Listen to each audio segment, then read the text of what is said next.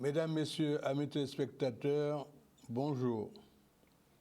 Je suis toujours ravi de me retrouver dans ce magnifique studio de Canal 10 le samedi pour vous faire connaître mon opinion et essayer un peu alimenter les informations que nous recevons de temps en temps et pour que vous en tirez vous-même vos conclusions.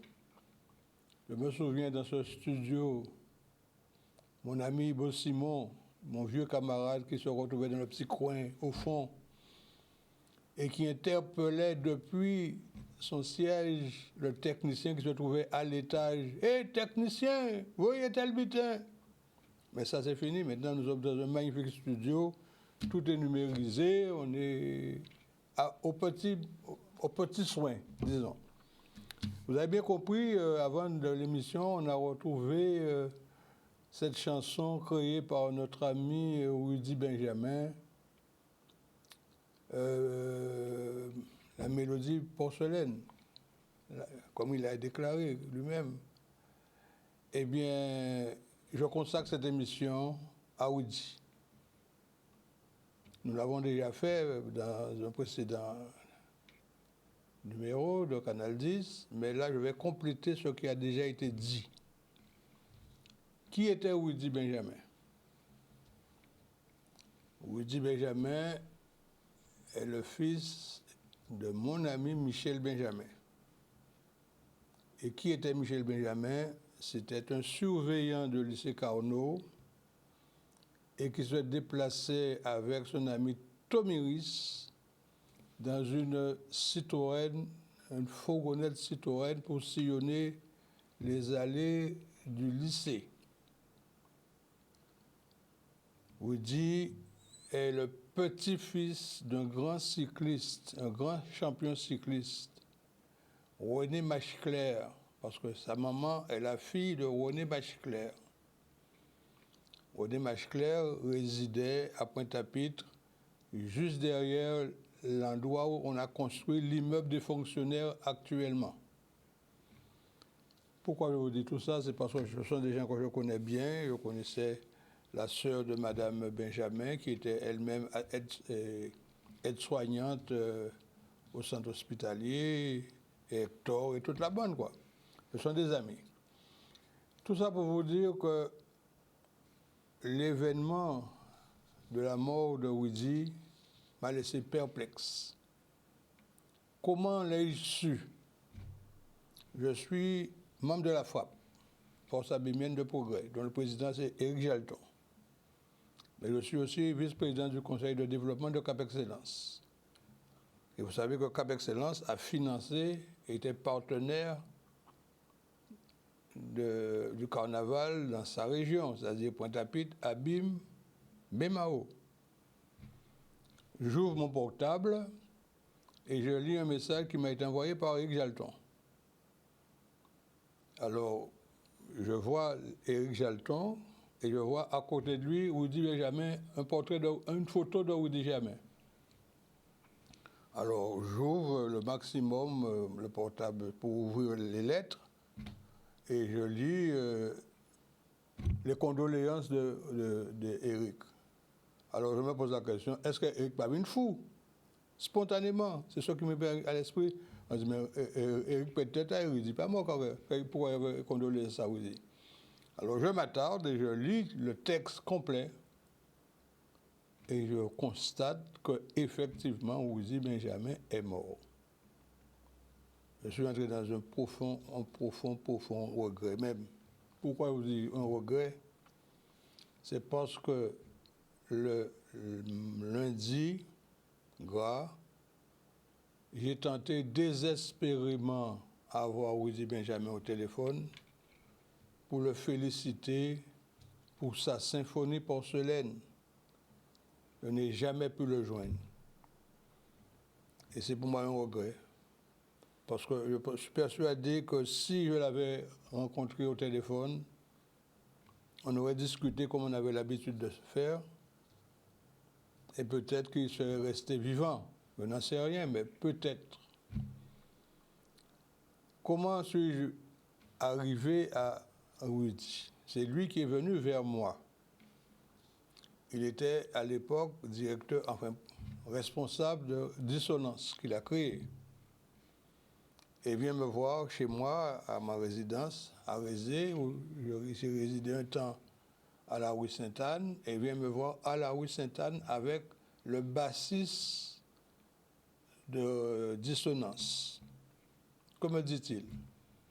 Voilà, j'ai quelques difficultés pour gérer Dissonance et je souhaiterais que tu me donnes un coup de main. Je me dis en faisant quoi? Il m'a dit oui, je sais que tu as aidé Kassav, tu as créé la convention entre Kassav et Air France et je pense que tu pourrais nous apporter ton aide pour qu'on puisse aussi avoir une convention, ne serait-ce qu'avec Air France, pour nous aider dans nos déplacements. Alors je lui ai expliqué comment ça s'est passé pour Kassav. J'étais, moi, un employé d'Air France.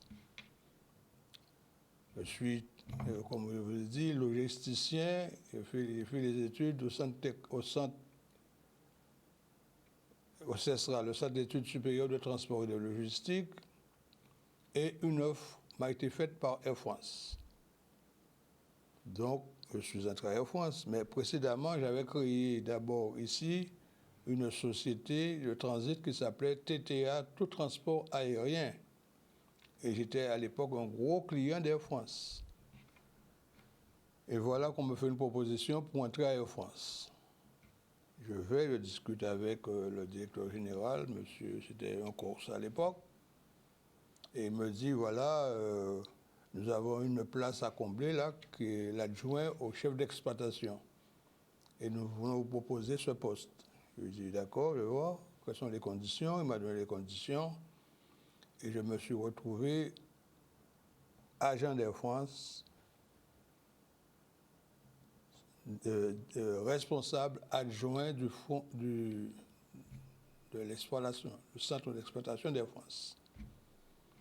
J'ai fait ma carrière, enfin, pendant un certain temps là, et puis je leur ai dit que je ne suis pas très à l'aise à l'exploitation, étant donné que je suis surtout de la logistique, je souhaiterais plutôt aller à l'aéroport. Et dans un premier temps, on m'a envoyé comme chef d'escale. J'ai passé 2 mois à ce poste-là et puis je dis ça ne me convient pas non plus, je préfère aller au fret. Et c'est ainsi qu'on m'a envoyé au fret avec M. Éric Maes, avec lequel j'ai collaboré avec beaucoup d'intérêt puisqu'il m'a appris beaucoup de choses que j'ignorais au niveau d'Air France. Alors pour cela, j'avais un rendez-vous avec M. André Lafont, qui était le directeur régional d'Air France. En garant ma voiture derrière les bureaux, il y avait le parking, je vois sortir Pierre-Édouard Decimus de la Chambre de commerce. Comme je connaissais Pierre-Édouard, je restais un moment à discuter avec lui, il me dit, voilà, il revient de la Chambre de commerce, et le président de la Chambre de commerce lui avait promis une aide de 50 000 francs pour aider Kassav. Et voilà que le président lui dit que c'est plus possible parce qu'ils n'ont pas suffisamment de moyens. Je lui ai dit, écoute, viens avec moi. Spontanément, je lui ai dit, viens avec moi. Et nous sommes montés au 2e étage où se trouvait André Lafont. Et nous avons convenu de faire une convention entre Air France et Kassav. Et c'est ainsi que cela s'est fait après beaucoup de discussions. Mais ça se fait à partir de ça. Alors, il me dit, oui, c'est que monsieur Benjamin me dit qu'ici que j'ai aidé Kassav. Je dis, voilà, dans quelles conditions que cela s'est fait. Il me dit, oui, parce que son groupe, qui est un bon ensemble, qui fournit une musique agréable, a besoin d'aide. Alors, je lui ai dit, je vais voir comment je peux l'aider. Il m'a dit même qu'il souhaitait que je sois le manager de Dissonance. Je dis non, je ne peux accepter ce poste parce que j'ai mon activité professionnelle, était transitaire, il me faut rester en Guadeloupe pour m'occuper de mes affaires. Donc on n'a pas pu faire une affaire de responsable de Dissonance. Mais je lui ai dit que je vais l'aider et effectivement, il y a le bassiste qui est toujours, lui il est mort, mais le bassiste est vivant, il peut dire comment les choses se sont passées, ce que j'ai pu faire pour dissonance. Mais ma dernière rencontre à ce niveau-là avec Rudy, c'est quand j'avais décidé de créer un groupe folklorique Dimension K. Alors je le vois, je discute avec lui, je dis voilà, je crée un groupe Dimension K. Et à côté de Dimension K, je voulais également mettre un groupe musical Dimension K Orchestra. Il s'est montré intéressé et emballé. Rudy était un cadre de la CGM-CMA.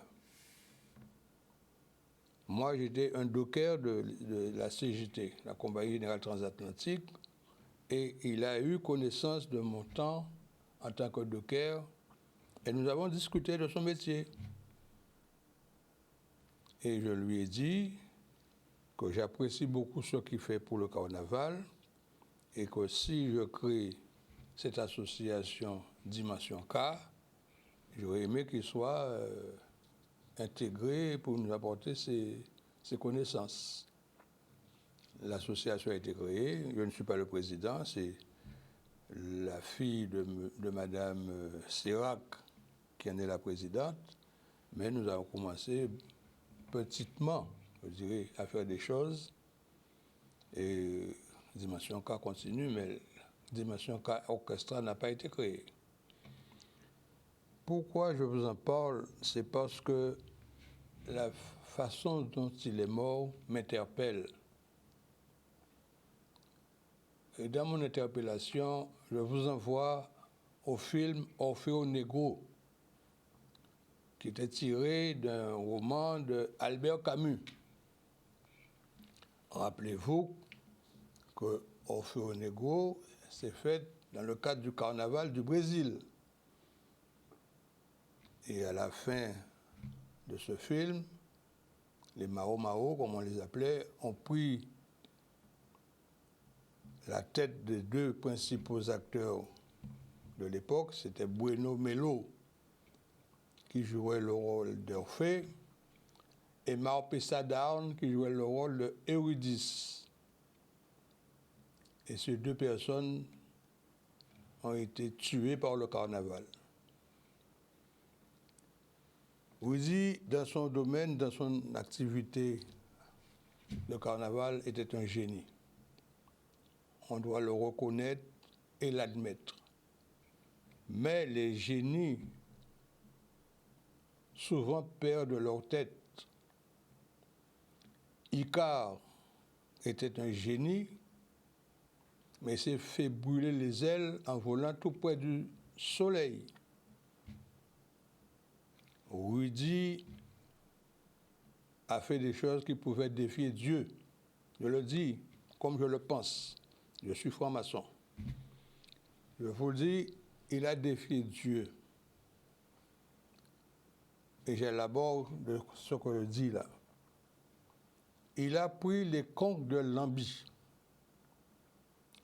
avec un bataillon de femmes qu'il a libérées autour de son organisation VIM, que tout le monde connaît maintenant après 20 ans. Il faut savoir que les conques de Lambie servaient dans les cimetières et servent toujours dans les cimetières anciens d'ornement pour les tombes des morts. Sortir les conques de Lambie du cimetière et les mener dans les studios d'enregistrement, quoique c'est une démarche importante, mais il faut comprendre ce que c'est que la symbolique des choses. Les conques de Lambie ont une symbolique. Certes, il a, dans un monologue à RFO, dit ce qu'il pensait, mais il n'a pas été suffisamment sage pour comprendre qu'il était en train de sortir de ce qu'il devait être pour devenir autre chose. Quand je vous dis qu'il a fait un défi à Dieu, pour les religieux, pour tous ceux qui s'intéressent à la Bible, ils comprendront ce que je dis. Mais il a créé une œuvre qui va rester immortelle.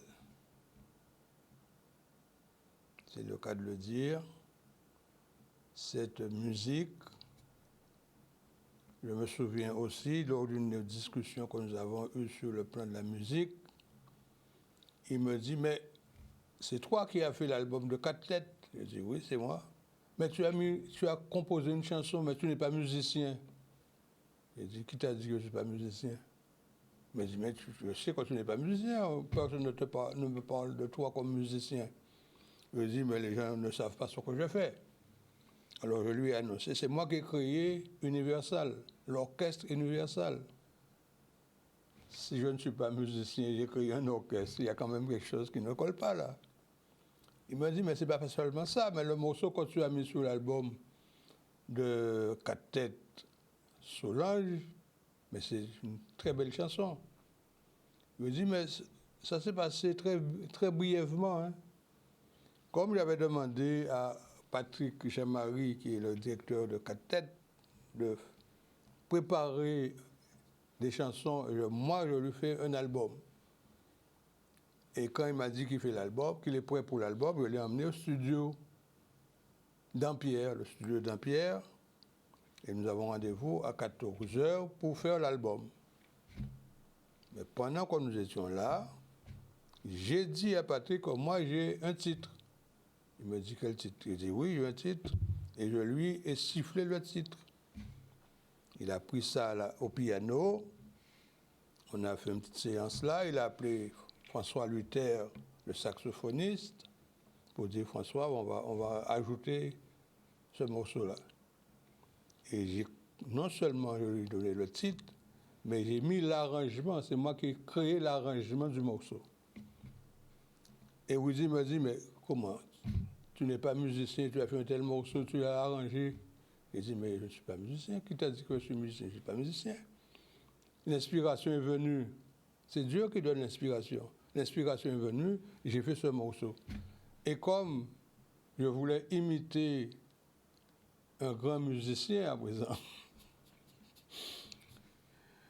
qui a créé un titre pour son épouse, Léa. C'est Mongo Santa Maria. Et j'ai donné au titre le prénom de mon épouse, Solange. Et il se trouve que ce titre-là a été le morceau phare de l'album. Et lui restait toujours à me demander, mais comment tu as pu faire ce morceau alors que tu n'es pas musicien? On n'est pas musicien parce qu'on ne joue pas un instrument. On peut être musicien dans sa tête, on peut être musicien dans l'âme, on peut être musicien d'inspiration, comme vous voulez. Parce que les anges, quand ils chantaient pour bon Dieu, c'était quoi? Ils n'étaient pas musiciens au départ, ils chantaient, les anges. Alors pourquoi pas? Alors tout ça pour vous dire, mesdames, messieurs, que nous allons dans une situation qui est, disons, normalement de période de carême. Et il a dit quelque chose qui reste gravé dans les archives de RFO, que le roi du carnaval meurt le mercredi des Cendres. Lui, il est mort un jour avant, dans la nuit de mardi à mercredi. Tout a été accompli. Comme dirait Jésus-Christ, tout est accompli. Voilà, mesdames, messieurs, ce que je voulais vous dire. Mais je dois rappeler aussi que les grands musiciens ont laissé des œuvres. On peut parler du boléro de Ravel. Ça fait longtemps qu'il est mort, Ravel, mais sa musique est restée. On peut parler de la 5e symphonie de Beethoven. mort longtemps déjà, mais c'est un régal qu'on l'entend. Donc nous retrouverons la symphonie porcelaine à tout moment dans notre esprit. Et je rappelle aussi que la porcelaine est certainement un article, un produit très fragile, et Rudy était fragile et il ne le savait pas. Bon, week-end à vous tous, chers amis. On se retrouve samedi prochain dans le cadre du Forum libéral, mais je voudrais à vous annoncer une nouvelle qui est importante, puisque j'ai reçu une information de l'ONU qui indique que le Premier ministre d'Haïti a été interdit de s'exprimer devant le Conseil de sécurité. On lui a rappelé tout simplement qu'il n'est plus Premier ministre, donc il ne peut plus parler d'Haïti, au nom d'Haïti. Mais je vais vous emmener plus d'éléments samedi prochain, on va détailler cela, ce qui représente un événement très important pour le peuple haïtien qui en souffre tellement. Et si on peut trouver une solution d'apaisement pour arrêter toutes les turpitudes qu'on retrouve en Haïti, ce serait très bon pour les Haïtiens. Bon week-end à vous tous et à samedi prochain dans le cadre du Forum libéral.